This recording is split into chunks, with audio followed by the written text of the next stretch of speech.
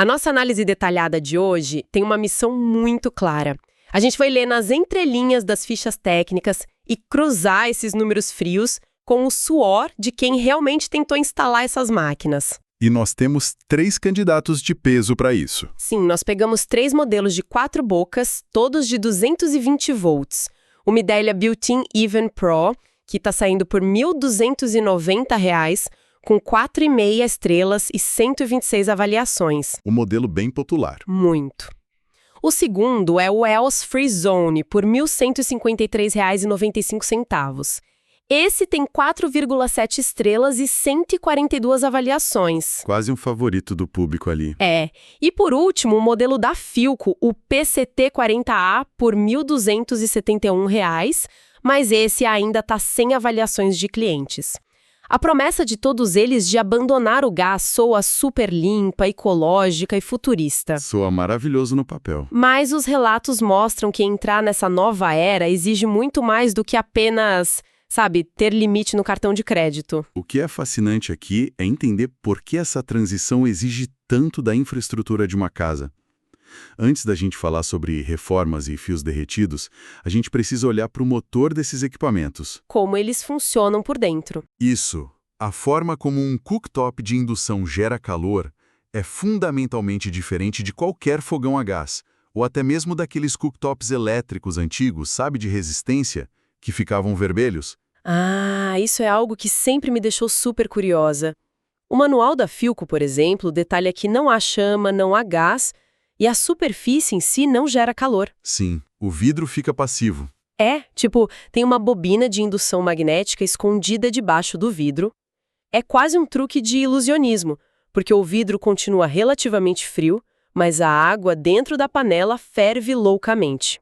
Como isso acontece na prática? A engenharia por trás disso é brilhante. Aquela bobina de cobre que fica sob o vidro cria um campo magnético de alta frequência. E esse campo passa pelo vidro. Sim, ele atravessa o vidro sem afetá-lo de forma alguma. Mas quando ele encontra um material ferromagnético, tipo o fundo de uma panela de ferro ou de aço inox adequado, esse campo magnético induz correntes elétricas dentro do próprio metal da panela. Nossa! São as chamadas correntes de Foucault. A panela tem uma resistência natural a essa passagem de corrente, e o resultado físico dessa resistência é a geração de calor intenso e imediato. Pera, então a própria panela vira a boca do fogão? É uma mudança de paradigma enorme. Exatamente. Porque num fogão a gás, a chama aquece o ar, que aquece a panela, que aquece a comida. Tem muita perda de calor no meio do caminho, né? Demais. Esse detalhe muda tudo. A eficiência térmica salta de cerca de 40% no gás para quase 90% na indução.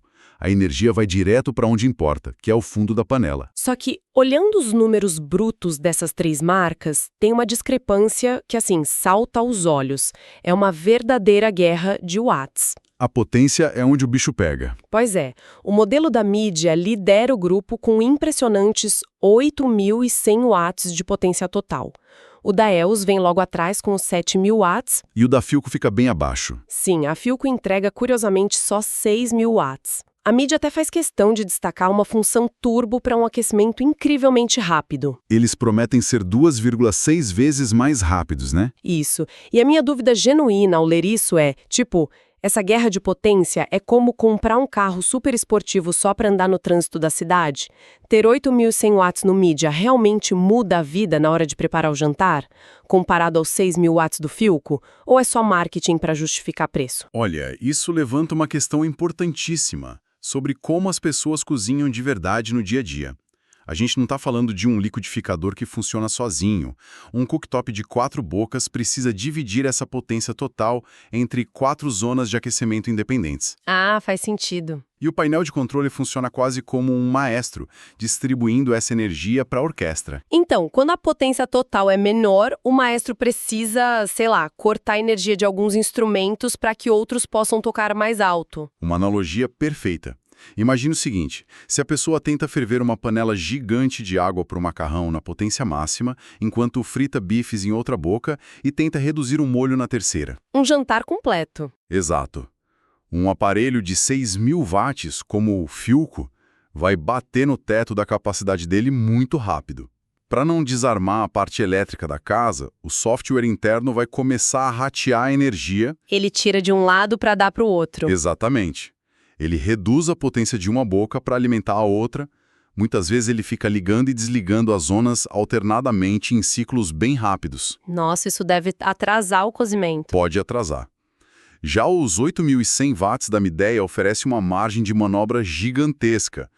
Permite usar múltiplas zonas em temperatura altíssima ao mesmo tempo, sem que o sistema precise comprometer o desempenho de nenhuma delas. Entendi. Todos eles mencionam funções turbo, mas a Midea enfatiza bastante a velocidade de resfriamento e a eficiência térmica do aparelho também. E tem que enfatizar, porque sistemas de altíssima potência geram muito estresse nos componentes eletrônicos internos. O vidro não esquenta pelo magnetismo, mas a panela quente devolve calor para o vidro por contato físico. Ah, verdade. A panela encosta ali. Pois é.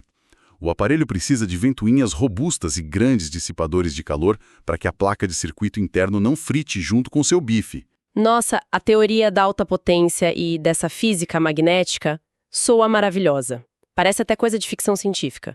Mas como a gente viu nas fontes, é na hora de tirar o produto da caixa que passamos do brilho das especificações para um verdadeiro choque de realidade. E que choque!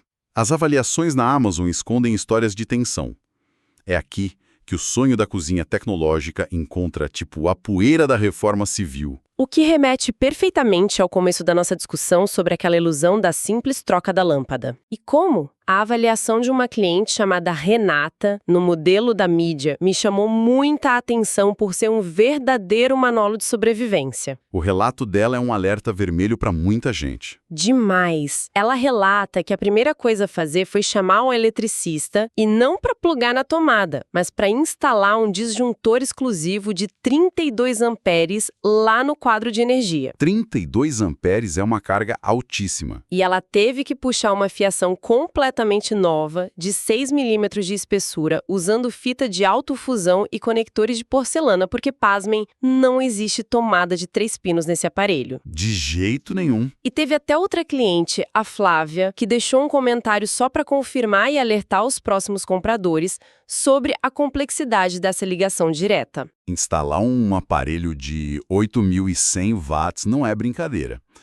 Só para dar uma perspectiva desses números para quem está ouvindo, um chuveiro elétrico comum, que já é considerado aquele grande vilão da conta de luz nas casas, puxa algo em torno de 30 a 40 amperes. Nossa, um chuveiro? Sim. Ligar um cooktop de indução potente com todas as bocas ativas é, eletricamente falando, o equivalente a instalar um segundo chuveiro em cima da bancada da cozinha. Que loucura! Uma tomada convencional, daquelas de 20 amperes, derreteria em questão de minutos. Iria criar um risco real de incêndio. O conector de porcelana é obrigatório exatamente porque ele suporta o calor gerado pela passagem dessa corrente maciça, sem derreter, como o plástico faria. É impressionante pensar nisso como um segundo chuveiro. Mas a Renata traz um aviso que eu achei ainda mais tenso para quem já tem a cozinha montada. O pesadelo do tamanho. As medidas sempre enganam. Ela descobriu a prática que o cooktop de indução é maior que o fogão a gás que ela tinha antes. O nicho na bancada simplesmente não acomodava o aparelho novo. Imagina a dor de cabeça. Ela teve que chamar uma equipe de marmoraria para entrar na casa dela e cortar centímetros da pedra de granito com uma serra circular. Se a gente conectar isso a um panorama maior, a adoção da indução é, sem exagero, um evento arquitetônico. Com certeza. Serrar granito dentro de uma casa que já está mobiliada significa lidar com uma nuvem de poeira branca e fina que se infiltra nos armários, no sofá da sala, sem contar o barulho ensurdecedor. E o risco da pedra trincar, né? Exato, o risco constante da pedra quebrar no meio do processo. É uma intervenção muito pesada. E lendo as fichas técnicas, a variação de tamanho entre essas marcas é enorme e até um pouco contraintuitiva. Como assim? Bom, o Midea e o EOS, que são os mais potentes, têm dimensões muito parecidas, 59 centímetros de largura por 52 de profundidade. Mas o Philco, que é o lanterninha na potência, com os seus 6.000 watts, é visivelmente maior. Ah, sim, o Philco é bem robusto. Ele ocupa 65 centímetros de largura, quase 58 de profundidade e exige impressionantes 13 centímetros de altura livres abaixo dele para ventilação. Porque o modelo mais fraco precisaria ser tão maior e mais espaçoso por baixo. É uma ótima observação. Geralmente aparelhos com menor potência bruta, mas dimensões maiores, estão compensando com componentes mais robustos de ventilação passiva. Ventilação passiva? Isso. O Philco pode estar usando grandes dissipadores de calor de alumínio que ocupam muito espaço físico em vez de depender apenas daquelas ventoinhas barulhentas de alta rotação. Ah, entendi. Fica mais silencioso, mas ocupa mais espaço. Exatamente. E além disso, as placas de sensores de segurança e detecção de panelas exigem um certo isolamento térmico. Essa caixa maior por baixo garante que os componentes eletrônicos respirem melhor. O que deve aumentar a vida útil do aparelho, né? Com certeza. Ele dura mais mesmo que entregue menos força bruta ali em cima do vidro. Aqui é onde a coisa fica realmente interessante. Vamos falar sobre as pechinchas que podem custar muito caro e os custos ocultos de toda essa logística. O barato que sai caro. O EOS Frizone é a opção mais amigável para o bolso no nosso grupo. Ele custa ali por volta de R$ 1.150. É super tentador. Mas a avaliação da cliente Ivonete tem um tom quase cômico de desespero. O que aconteceu com ela? Ela relata que pagou o frete, a entrega constou como concluída no aplicativo, mas na verdade o produto ficou retido nos correios. E a gente está falando de uma placa de vidro com componentes de cobre que pesa 10 quilos na caixa. 10 quilos não é pouca coisa para carregar na mão. De jeito nenhum.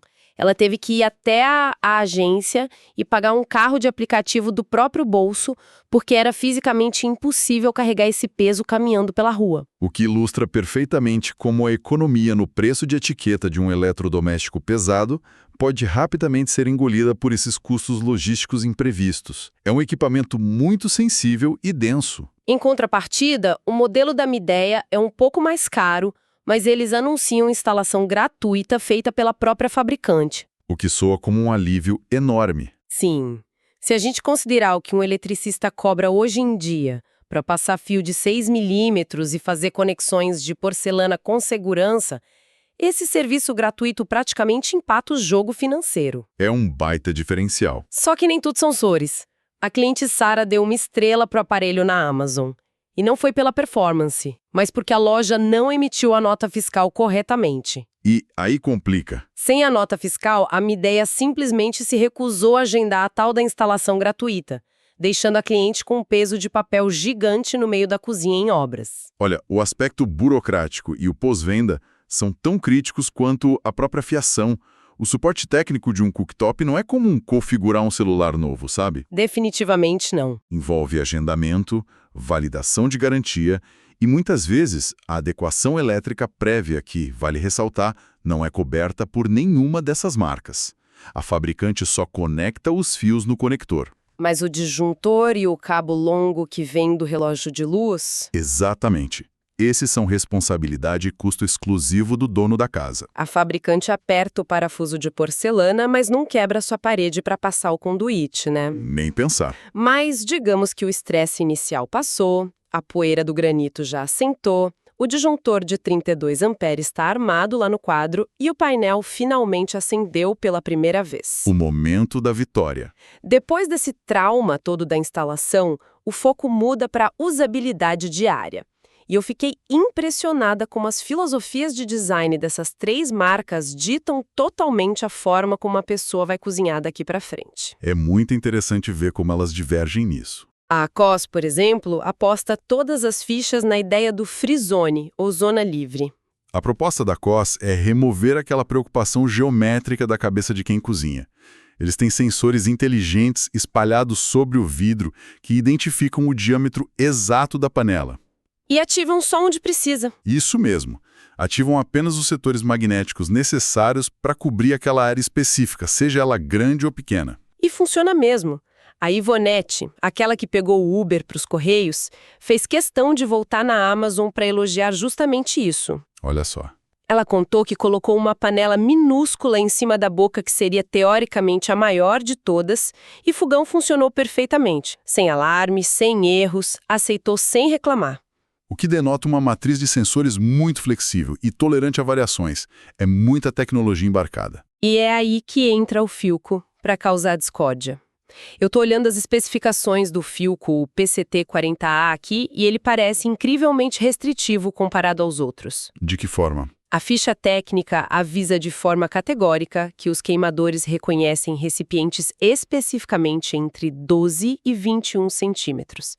Fora dessa janela milimétrica, ele avisa no painel ou simplesmente se recusa a ligar. Ele te proíbe de usar. Exato.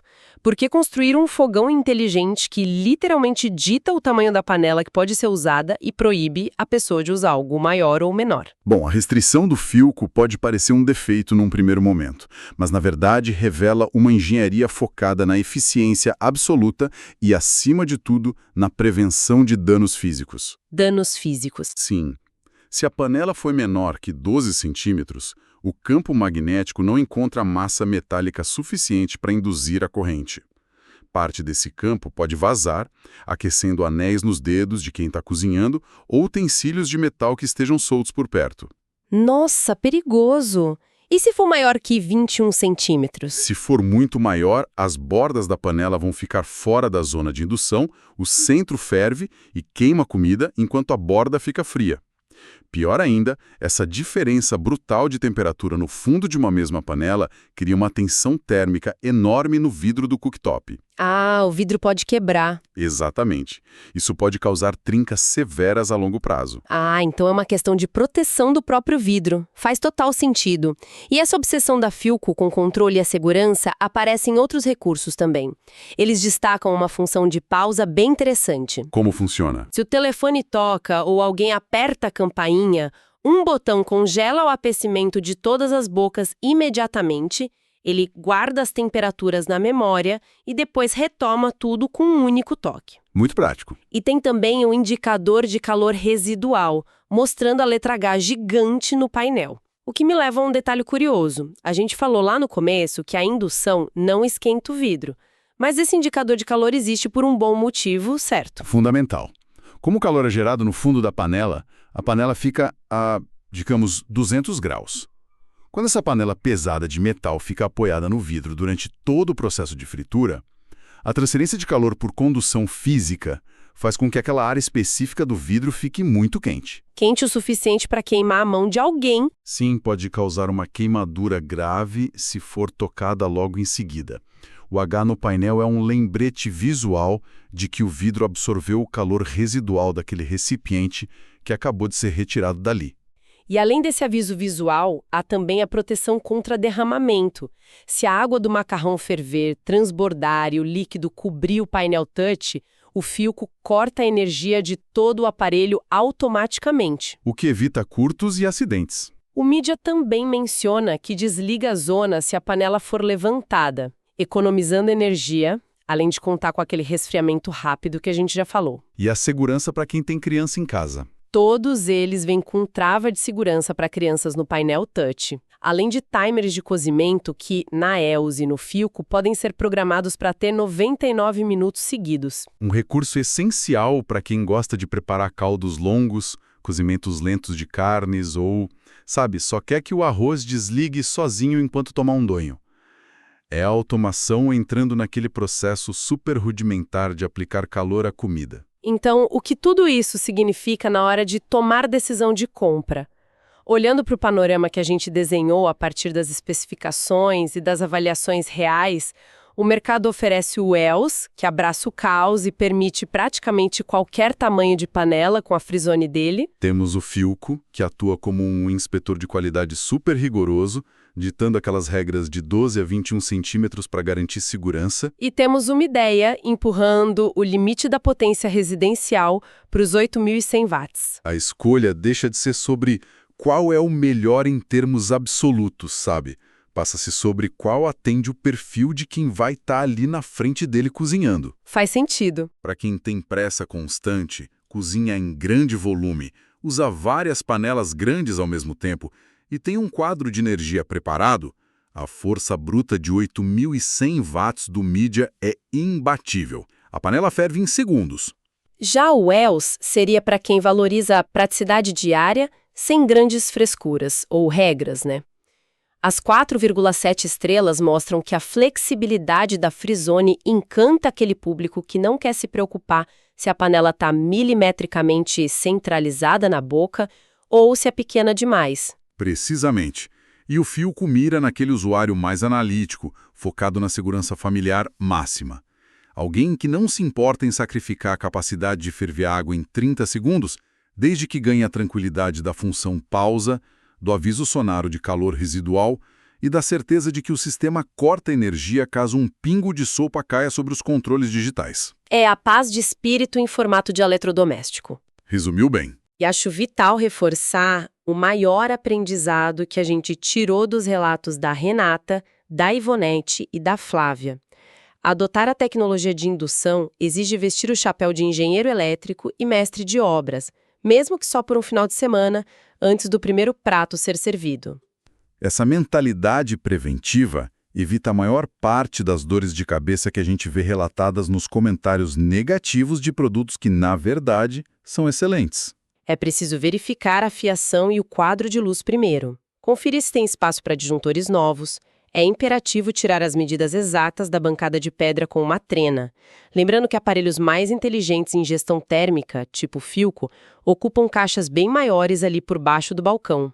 E não podemos esquecer das panelas. Assim, a velha e boa dica que salva orçamentos inteiros, o teste do ímã de geladeira. Antes de apertar o botão de compra em qualquer site, a pessoa tem que pegar um ímã forte e testar o fundo das panelas que já estão no armário dela. Porque o material ferromagnético é a alma da indução. Se o ímã não grudar com força no fundo da panela, aquela coleção linda de panelas de alumínio, cobre, vidro ou barro vai virar só decoração na cozinha. O campo magnético simplesmente não consegue induzir correntes nessas ligas, né? Não consegue. Substituir todo o jogo de panelas é um custo oculto pesadíssimo, que muitas vezes supera o valor do próprio cooktop novo. O que nos leva a uma reflexão final muito intrigante sobre o caminho que essa tecnologia toda está trilhando. A gente passou a análise inteira detalhando como é disruptivo trocar a chama visível do gás pelas correntes elétricas invisíveis do magnetismo, cortamos pedras, mudamos fios, mas o princípio da indução, no fim das contas, é que a superfície do equipamento só reage e gera calor naquilo que é especificamente magnético. O vidro ao redor continua frio e seguro. Porque isola completamente o evento do calor ao recipiente exato, em vez de aquecer o ambiente da cozinha inteira como o gás faz. E se a gente parar para pensar seriamente nas consequências desse isolamento, a pergunta que fica é: será que estamos caminhando rapidamente para um futuro onde a própria ideia de ter um fogão, o de existir um cooktop demarcado no meio da bancada vai desaparecer por completo? Como assim desaparecer? Imagina o seguinte cenário de arquitetura integrada. Num futuro próximo, a bancada longa de cerâmica ou vidro reforçado onde você corta o tomate, a ilha onde as visitas apoiam as taças de vinho e o local exato onde se ferve a água do macarrão são rigorosamente a mesma superfície lisa, contínua e sem nenhuma marcação. Um conceito fascinante. Os indutores ficariam todos escondidos sob toda a extensão da pedra ou do material cerâmico? Sim, e sem nenhum círculo desenhado para limitar a zona. A pessoa simplesmente pousa a panela magnética em qualquer ponto aleatório da mesa de jantar ou da ilha da cozinha. Os sensores espalhados por toda a extensão detectam aquele metal específico, ativam o magnetismo sobre ele e a água ferve. Nossa, e depois tira a panela e a mesa tá fria. Exato. Você tira a panela para servir, passa um pano úmido na superfície e instantes depois, aquele mesmo espaço é novamente uma mesa, fria e segura para alguém apoiar os cotovelos ou ler um jornal. A linha divisória entre as áreas de preparar, cozinhar e servir deixaria de existir completamente. A cozinha moderna perderia suas fronteiras físicas. Isso transformaria o fogão não mais num eletrodoméstico isolado, mas numa propriedade latente da própria arquitetura da casa. A tecnologia desaparece visualmente, deixando apenas a função para quem precisa dela. É uma mudança massiva de paradigma.